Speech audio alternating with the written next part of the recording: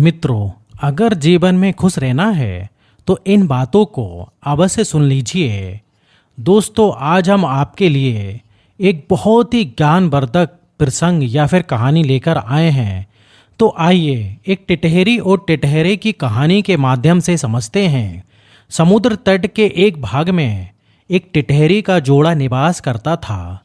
एक समय ऐसा आया जब टिटहरी के प्रसव का समय निकट आने लगा।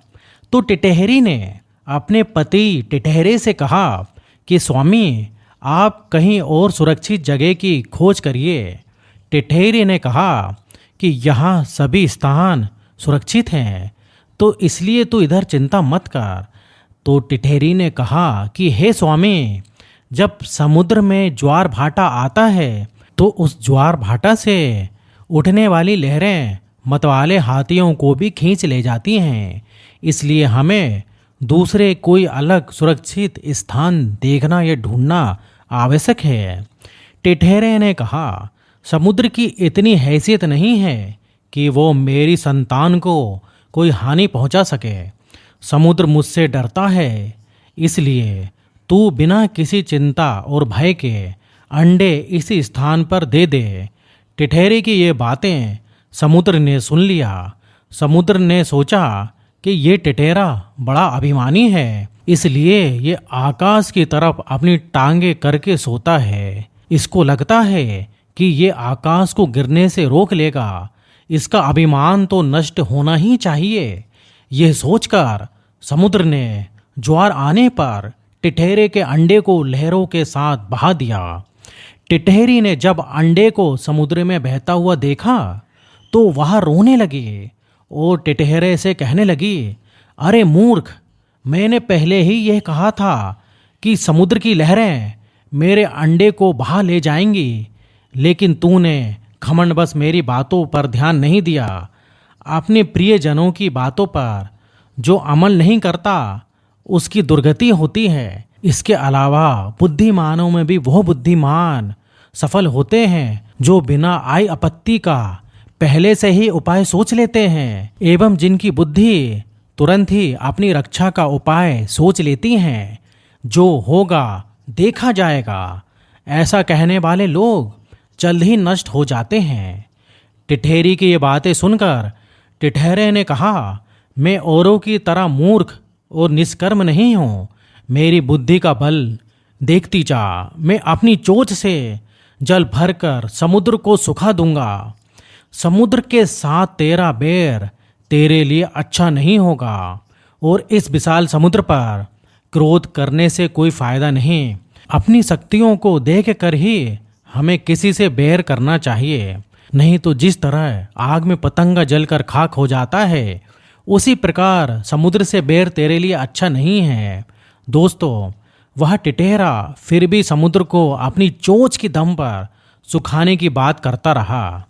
तब टिटहरी ने फिर से कहा, जिस समुद्र को गंगा यमुना जैसी सैकड़ों नदियां लगातार जल से भर रही हैं, उस विशाल समुद्र को तेरी ये छोटी सी चोंच जिसमें बूंद भर जल ही आता है, वह कैसे समुद्र को सुखा पाएंगी। यदि तूने समुद्र को सुखाने की जिद ही कर रखी है तो सबसे पहले अन्य पक्षियों की सलाह ले ले। कई बार छोटे छोटे जीव भी एक साथ मिलकर बहुत बड़े प्राणी को भी हरा देते हैं।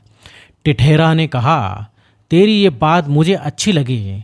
ठीक है, मैं दूसरे पक्षियों की मदद से समुद्र का जल सुखाने का पूर्ण प्रयत्न करूंगा। टिटहरे ने अन्य पक्षियों को बुलाकर अपनी सारे बातों को कहा। तब अन्य पक्षी बोले, हम सभी इस कार्य के लिए आ सकते हैं, किंतु हमारा मित्र करुण है, वही कुछ कर सकता है, उसी के पास चलना उचित होगा। यह कहकर टिटेरा सहित अन्य पक्षी गरुड़ के पास जाकर अपना दुखड़ा सुनाने लगे। सभी पक्षी कहने लगे कि गरुड़ महाराज, आपके रहते हुए समुद्र ने पक्षी जात पर अत्याचार किया है, इस अत्याचार की रोकथाम होनी चाहिए। तब गरुड़ ने कहा, समुद्र बहुत ही विशाल है, मैं कुछ नहीं कर सकता, लेकिन मैं भगवान श्री हरि विष्णु का वाहन हूँ। मेरी मदद भगवान श्री हरे जरूर करेंगे। इसलिए हम सभी को श्री हरि विष्णु के पास चलना उचित होगा। वो कृपालु हैं, दयाभिधान, परम पिता परमात्मा हैं, संपूर्ण सृष्टि के पालक करता हैं। वही हम सभी पक्षियों की विपत्ति को दूर करेंगे। तब सभी पक्षी भगवान श्री हरि विष्णु के पास पहुंचकर समस्त बातों को बताया। तो भगवान श्री हरि विष्णु समुद्र के पास गए और समुद्र को डांटते हुए बोले, हे दुष्ट समुद्र, तूने टिटहरी के अंडों का अपहरण किया है। मेरा आदेश है कि टिटहरी के अंडों को जल्दी वापस कर दे। भगवान विष्णु का आदेश पाते ही समुद्र ने अपने जल को समेट लिया, जिससे टिटहरी को अपने अंडे मिल गए। दोस्तों, टिटहरा ने अपनी पत्नी की बातों पर ध्यान नहीं दिया और वह अभिमान बस समुद्र से शत्रुता कर बैठा। इस पर गलती टिटहरे की थी, लेकिन समुद्र द्वारा किए गए कार्य से टिटहरी को, जो कि एक माँ थी, और उसके अंडे अर्थात उसके बच्चों को और टिटहरी को दुख मिला। इसलिए समुद्र और टिटहरे ने भगवान श्री हरि से क्षमा याचना किया और भगवान तो बड़े दयालु हैं। उन्होंने उन दोनों समुद्र और टिटहरे को क्षमा कर दिया। दोस्तों, अभिमानी का सिर हमेशा नीचे हो जाता है। दोस्तों, नारायण की बेर पकड़ लीजिए। भगवान नारायण सभी दुखों से मुक्त कर देंगे। 84 लाख योनियों से भी मुक्ति मिल जाएगी। मोक्ष के द्वार खुल जाएंगे। भगवान श्री हरि विष्णु का साथ हो तो मनुष्य को फिर क्या डरना। जय श्री नारायण, जय श्री हरि विष्णु, जय हो प्रभु।